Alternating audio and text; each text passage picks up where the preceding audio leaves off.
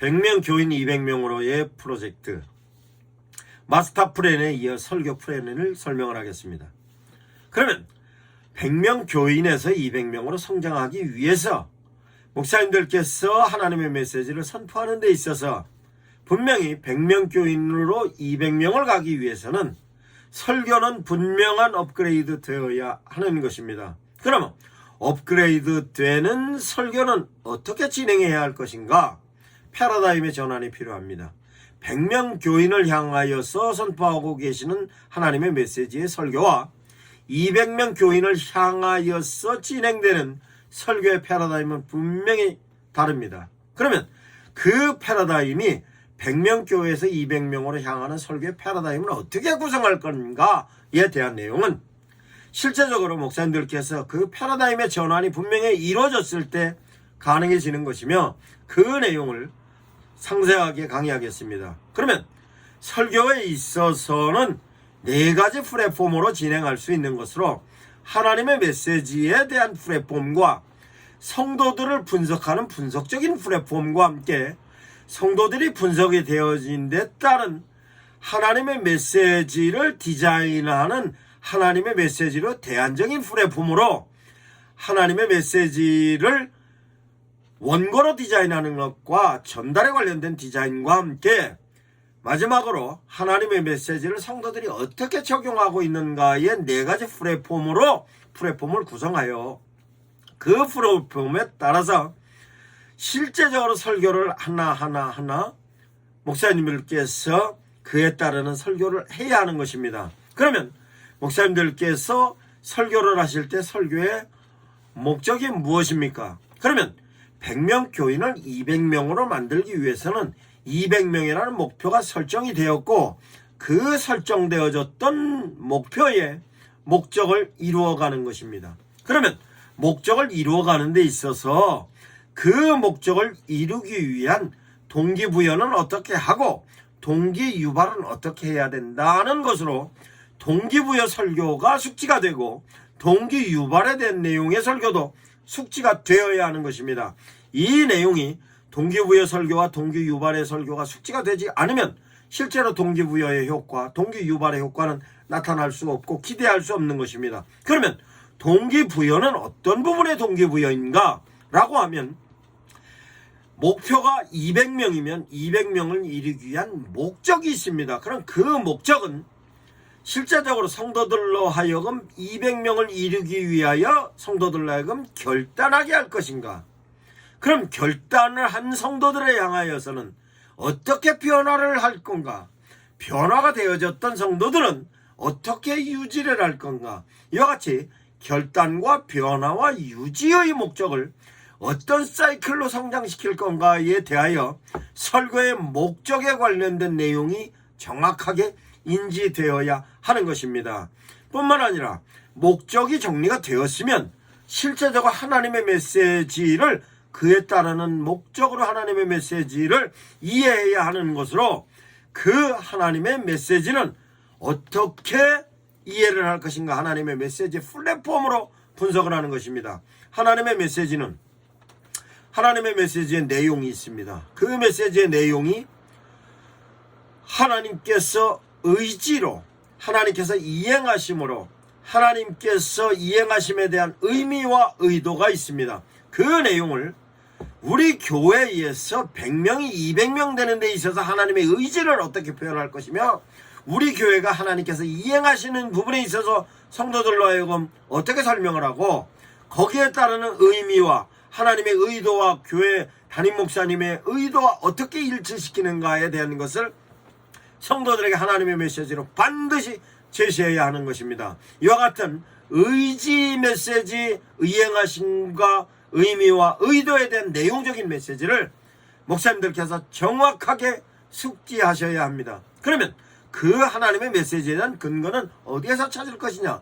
성경에서 찾는 것으로, 그럼 성경에서 찾는 메시지는 하나님께서 제시하시는 데 대한 내용은 하나님의 계시로 제시하시는지, 하나님께서 계율로 제시하시는지, 하나님께서 교훈으로 제시하시는 건지에 대한 내용을 목사님들께서 메시지의 플랫폼으로 확실하게 인지하셔야 하는 것입니다. 그러면 하나님의 메시지에 대한 내용이 진행이 되면 그 진행이 되는 데 대하여서 하나님의 메시지가 성경의 근거로 해서 지금 현재 교회의 상황과 어떤 연계가 있는가에 대한 것으로 현재 상황 가운데서 하나님께서 의도하고 계시는 메시지가 무엇인가에 대한 내용이 성도들로 하여금 정확하게 제시되어야 하는 것입니다. 그러면 하나님의 메시지로 목사님께서 100명 교인을 200명으로 만드는 데 대한 목적과 함께 하나님의 메시지가 정리가 되면 실제적으로 그 메시지에 따라서 성도들이 그 메시지를 수용할 건가 거부할 건가에 관련된 전체적인 내용을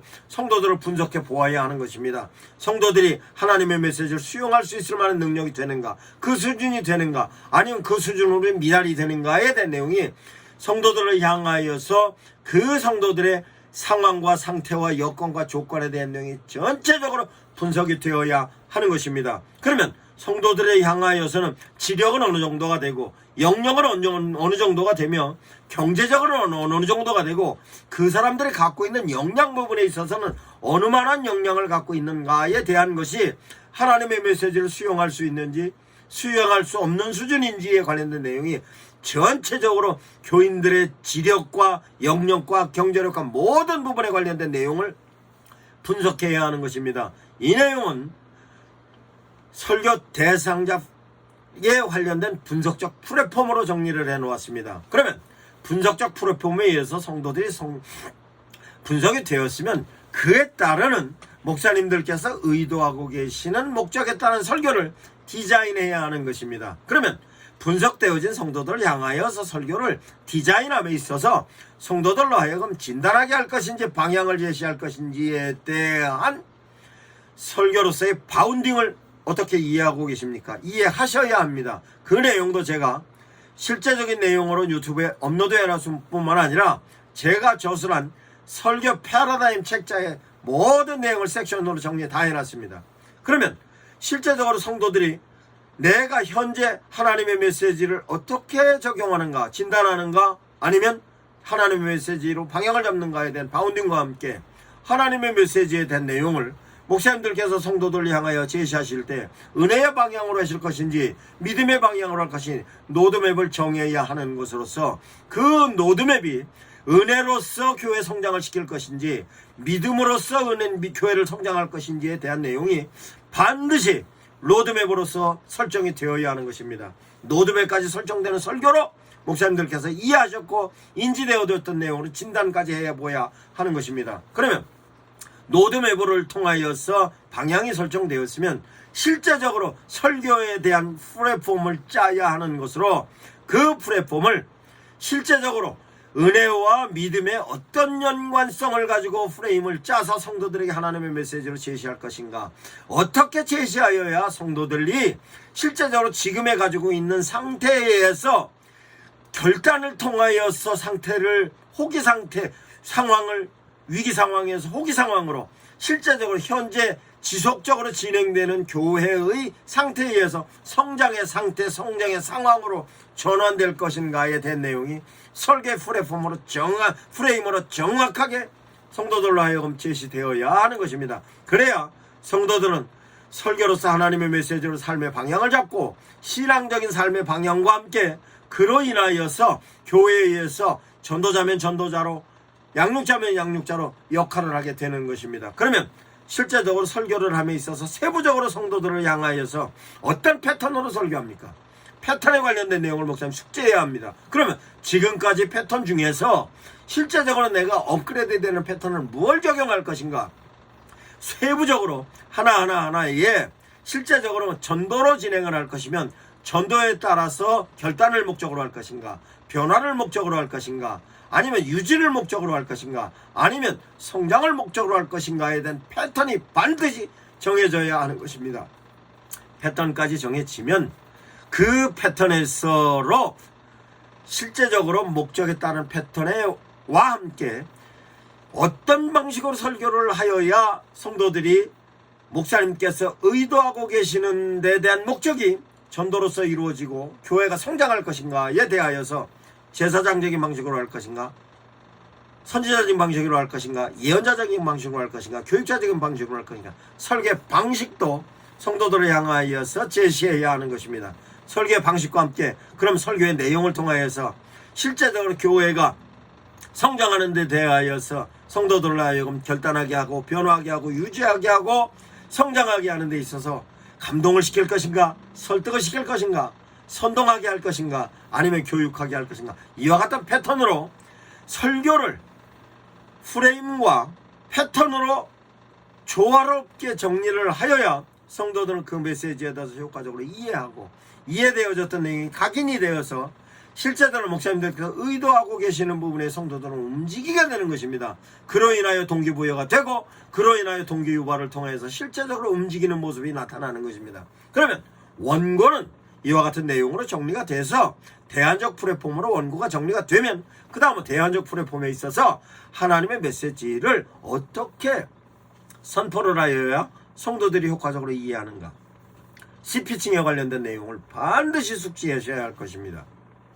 그러면 스피칭에 있어서는 페이스는 어떻게 할 건가, 스피칭에 있어서 파워는 어떻게 할 건가, 스피칭에 있어서 피칭은 어떻게 해야 있는가, 피칭과 함께 포즈는 어떻게 해야 있는가, 이와 같은 스피칭에 관련된 모든 내용을 섹션의 개념으로 이해를 하셔야 목사님들께서 의도하고 계시는 설교가 정확하게 성도들로 하여금 전달되어서 이해가 되는 것입니다. 그 내용 또한 반드시 숙지하셔야 합니다. 그러면 스피칭에 관련된 내용까지 정리가 되면 그 다음은 포인트를 두어야 하는 것입니다. 그럼 포인트를 전도에 두었으면 전도에 있어서 하나님의 메시지를 포인트로 둘 것인가, 아니면 하나님의 메시지에 따르는 성도들이 적용하는 것으로 바운딩으로 포인트를 둘 것인가, 아니면 하나님의 메시지의 방향성으로 로드맵의 포인트를 둘 것인가, 아니면 프레임의 포인트를 둘 것인가, 아니면 패턴에 있어서 목적의 포인트를 둘 것인가, 전달 방식의 포인트를 둘 것인가, 아니면 내용의 포인트를 둘 것인가, 포인트를 반드시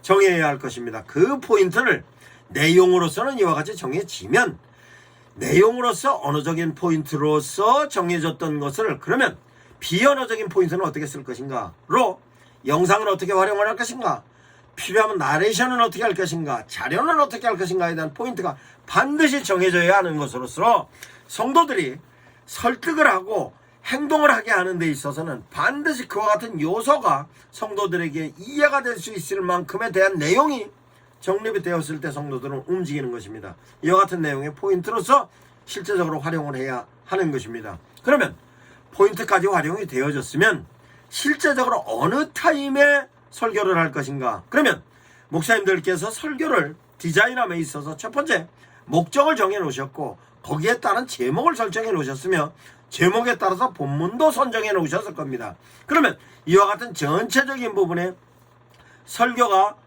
원고로서 디자인이 되고 스피칭까지 리허설을 통하여서 모니터링이 되었으면 실제적으로 어느 타임에 설교를 할 것인가에 대한 내용입니다.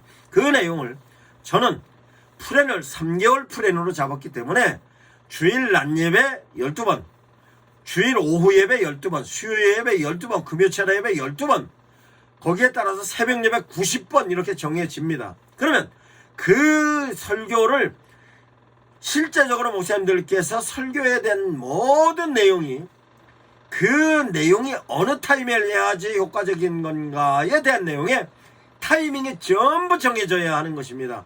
이와 같은 내용까지 정리가 되면 그 다음은 실제적으로 설교를 함에 있어서로 목사님들께서 의도하시는 타이밍에 따라서 그 스케줄에 설교를 실제적으로 리허설을 해보고 리허설로 부족하면 보완하고 설교를 하고 설교한 이후에 또한 그 내용을 분석해보고 보완하고 그에 따라서 성도들이 어떻게 반응하는가에 대해서 성도들을 향해 피드백까지 하고 이런 모든 부분이 설교로서 마무리 져야 하는 데 대한 설교로서의 플랜인 것입니다.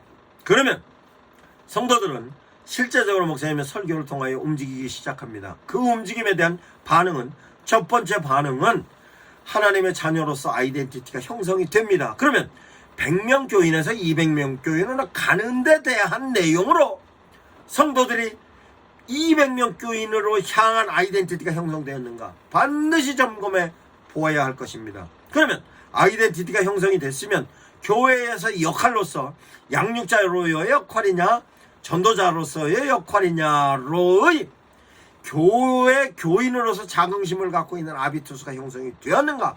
아비투스가 형성이 되어야 성도들은 주변 사람을 우리 교회로 초청해 오는 것입니다. 그와 같은 부분에 있어서 아비투스가 형성이 되었는지를 확인해 보아야 합니다. 확인이 되면 실제적으로 양육이면 양육으로서, 전도면 전도로서 매뉴얼로 설교가 적용되고 있는가에 대한 내용을 반드시 확인해 보아야 할 것입니다. 그런 의미에서 설교는 양육과 전도의 워케이션 자료가 되고 있는지 안 되고 있는지 반드시 점검해 보아야 할 것입니다. 이와 같은 내용을 전체적으로 12주 동안 설교할 때마다 목사님들께서 모니터 하셔서 부족한 부분은 뭐고 장려할 부분은 어떤 부분이며 어떤 내용으로서 보완을 할 건가 하는 데 대한 내용이 반드시 설교로 모니터링과 적용하는 데 대한 내용과 실제적으로 성도들을 향하여서 어떤 부분에 대한 피드백이 필요한 건가 반드시 점검해 보아야 하는 것입니다. 그것을 3개월 동안 매주 해야 하는 것입니다. 매주뿐만 아니라 예배 때마다 확인해야 하는 것입니다. 이 내용을 통하여서 100명 교인이 200명으로 향해 가는 부분에 있어서 설교가 업그레이드 되어져야 될 내용입니다. 이 설교에 관련된 내용을 섹션으로 전부 정리를 했습니다. 노드맵으로 정리를 했고 플랫폼으로 정리를 했으며 뿐만 아니라 플랫폼에 따라서 섹션으로 각기 정리를 해서 유튜브에 업로드해 놓았고, 그와 같은 내용을 제가 설교 패러다임 책자에 상세히 기록해 놓았습니다. 참고하셔서 설교에 관련된 내용에 효과적으로 유용하게 적용하시기 바랍니다.